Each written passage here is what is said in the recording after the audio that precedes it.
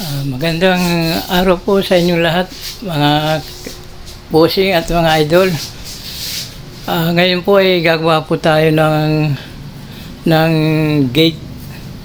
Bali, ang gagamitin ko po rito itong tubular na 1x3 at saka 1x1. Bali, ang gagawin ko po rito bali, folding po ito, folding gate.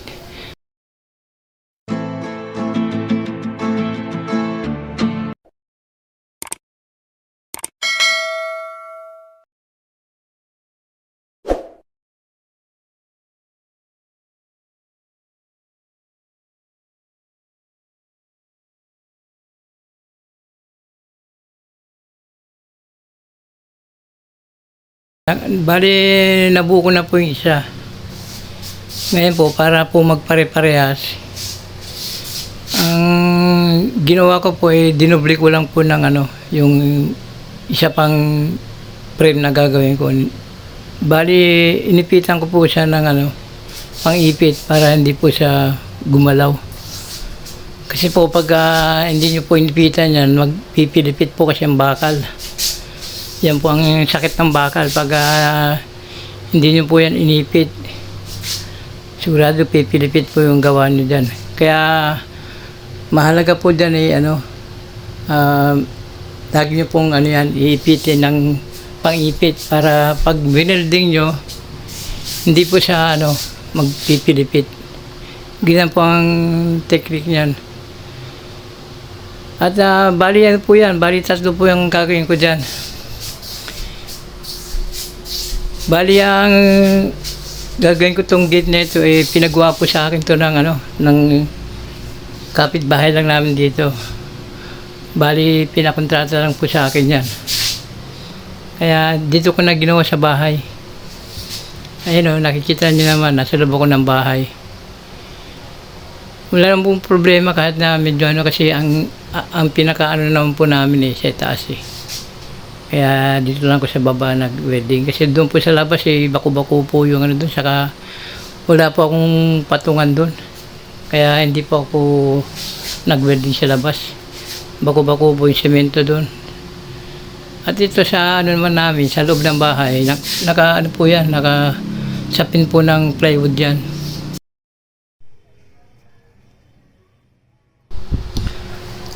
Ayan mga idol, bali nakabuo na ako siya ng dalawa. Ayan po, bali dalawa na po yung nabuo ko. Bali isa na lang po yung aking bubuuin. Yan po ang pinakataas po niya. At yung dito po sa baba lalagyan ko po ng plain sheet yan. Yan, dalawa na yan. Lalagyan ko po ng plain sheet yan para medyo may konting forma naman po ang gagawin ko dyan. Bali, ang gagamitin ko po na plain sheet dyan, yung medyo makapal. Kasi po hindi po pwede ang manipis na sa gate Kaya ang ginagamit po dyan makapal. Yung sumunod po sa pinakamakapal, ang ginamit ko dyan, bali, point lang po yan 0.4 yata dyan. Hindi ko malaman kung anong kapal na, basta medyo makapal siya. Ngayon po, para magkaroon po siya ng design, lalagyan ko po kasi ng tutupiin ko po yan Bali, igagrind ko muna po yan bago, puputulin ko muna bago ko lalagyan siya ng design.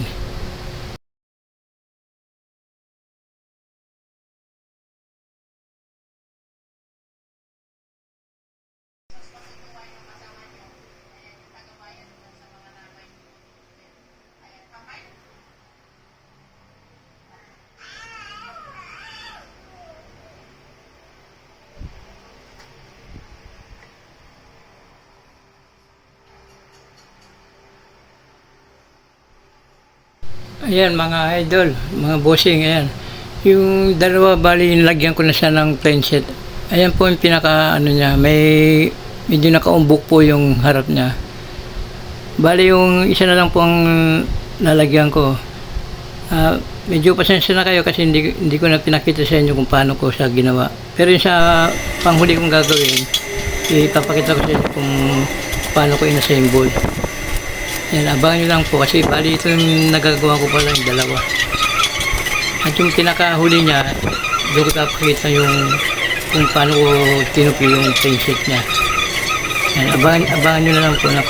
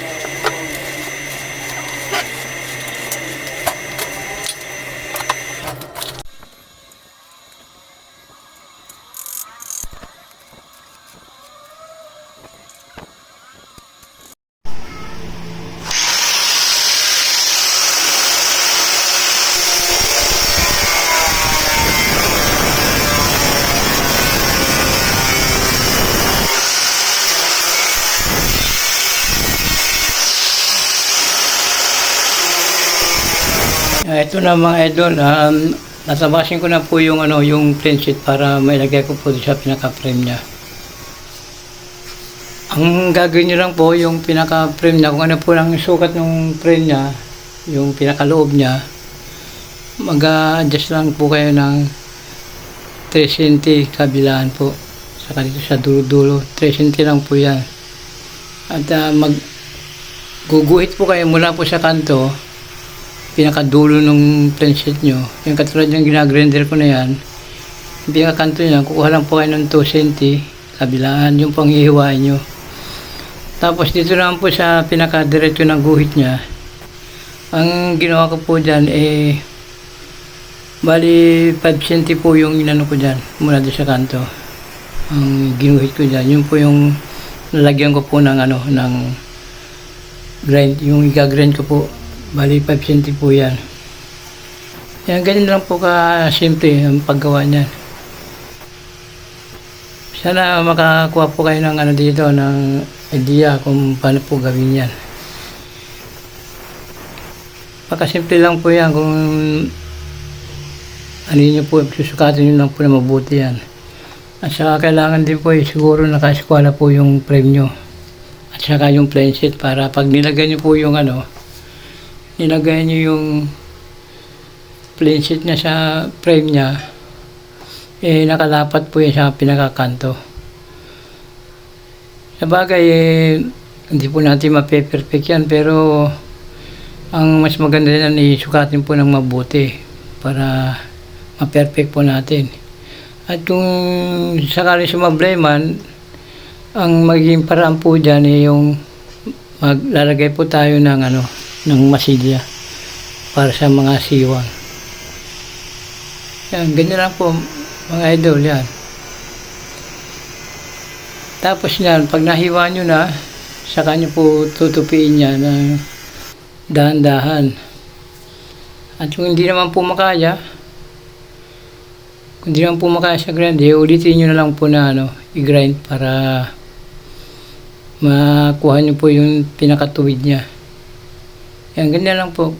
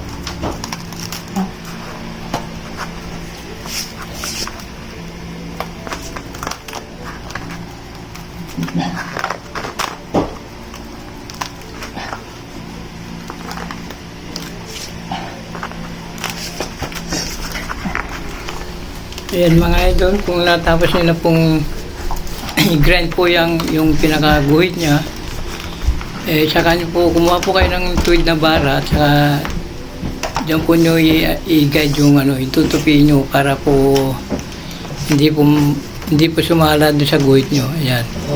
Nandahan nyo lang pong tupiin yan. At kung hindi lang po makaya sa tupi, pwede naman po nyong gamitan ng martilyo.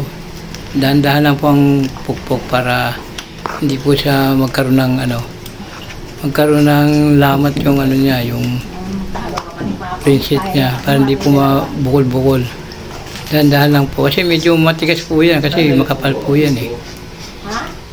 Ang ginawa ko po dyan minalumano ko lang po siyang balitutin. Para po madali yung balitutin niya, kailangan makalahatin yung i-grind yung prinsip niya, para kasi kung lalamatan nyo lang hindi po makakaya. Kailangan medyo nasa kalahati ng prinsip yung may hiwa nyo para pag binalutot nyo yan malambot po siya ng balitutin. Gamitin nyo lang po ng martilyo. Yan. Palapad po yung martilyo para hindi po magkaroon po ng bukol-bukol o lubog. Yan, ganyan. Dahan-dahan lang po yan. Hanggang sa makuha nyo po yung kailangan po yung pinakadulo niya pagdikit po nyo. Pag napagdikit nyo na po yun na po yun. Saka nyo po isalpak doon sa pinaka-frame niya. Yan, ganyan po. Kailangan po hindi po sobra yung yung paghiwa nyo po doon sa pinakakanto kasi magkakaroon po ng malaking awang yan. Kailangan 2 cm lang po ang kabilaan ng babawas nyo. Para po pag nagdikit po yung para sa dulo, sakto na po yan doon sa pinaka-frame nyo. Yan, ganyan lang po. Makakuha po kayo ng idea dyan kung paano ko po yung ginawa. Yan. Yung hindi pa po alam yan, siguro matututo po kayo dito pag napanood nyo po itong ginawa ko. Ayan po, naisalpa ko na po yung prinsip. Ngayon, para medyo lumapat siya, medyo pupukin nyo ng konti.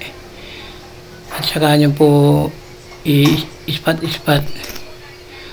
Hindi po kailangan na hindi po kailangan na ipulid lahat yan kasi lalo matatagalan po kasi trabaho. Ang lang po yan, ispat-ispat lang. Tapos pagka na yan, yung medyo may siwang, yun na po ang mamasilan nyo ng polytop. Yan, ganyan lang. At kung sakali na may awang po yung pinakadulo niya, pwede nyo naman pong ispat eh. Kung medyo may awang, tapalan nyo lang po ng alambre. Kung medyo hindi kaya ng pag-welding, kasi ang ginagawa ko po dyan tinatagpian ko po yan pagka hindi po kaya ng ng welding. Para po magdikit lang siya. Ayan na po yung pinakabuo niya. Ayan.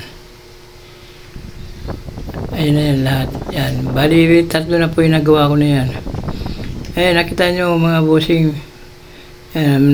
Nagkaroon po siya ng kanto dun sa nilagay kong prinsip.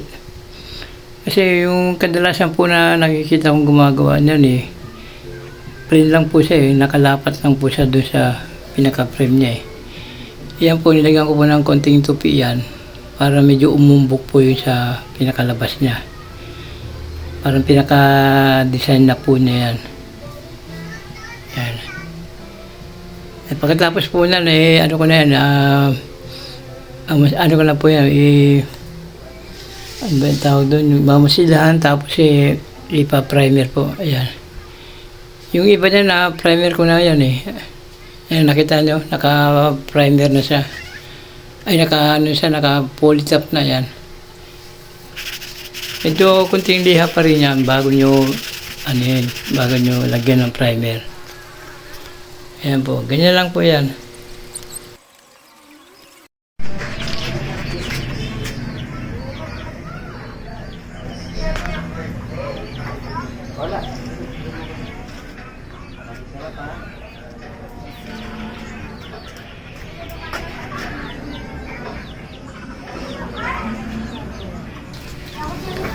Ayan mga idol, yan ang pinaka-finish na yan.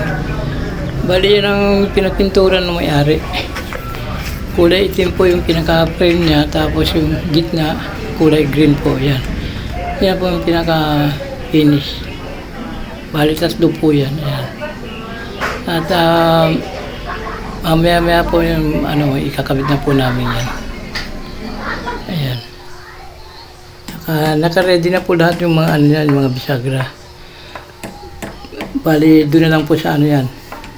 Sa poste namin isisinsil yung paglalagyan ng bisagra. Ayan, bali tatlong panel po yan. Ayan na po yung yung ginawa namin na folding gate. Ayan. Bali yung dalawa na ikabit na po namin. Ayan po yan. Balang ginamitan ko po yan ng ng yung pelo block. Yan. Di uno na pelo block yung ginamit ko dyan. Tapos yung ang pinaka niya po yan, pinagpasukan ng pelo block. Tinagos ko po yan sa sa tubular. Wala pong putol yan, diretso po yan. Yung pinaka niya, yung pinakapitan ng pelo block. Diretso po na tubo yan, na solid. Yung round bar ang nilagay ko dyan, diretso po yan. Wala pong putol yan. At sana po mga idol, mga bossing, kung nagustuhan nyo po itong ginawa namin, paki-share naman po at paki-like lang po yung At kung bago lang po kayo dito sa aking channel, huwag nyo pong kalimutan paki-subscribe po ang aking channel. Salamat po at sana magkaroon po kayo ng konting idea dito sa ginawa namin. At hanggang sa muli po na video. Salamat!